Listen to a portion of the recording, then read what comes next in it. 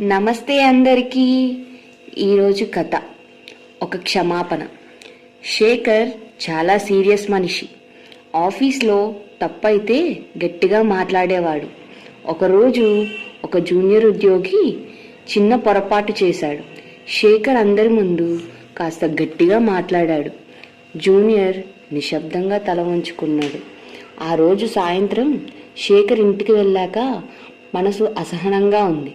తన చిన్నప్పుడు టీచర్ అందరి ముందు తనని తిట్టిన రోజు గుర్తొచ్చింది.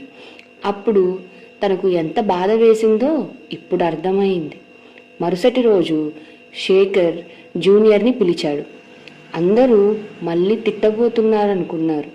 కానీ శేఖర్ మెల్లగా అన్నాడు, నిన్న నేను ఎక్కువ మాట్లాడాను, సారీ అని అన్నాడు.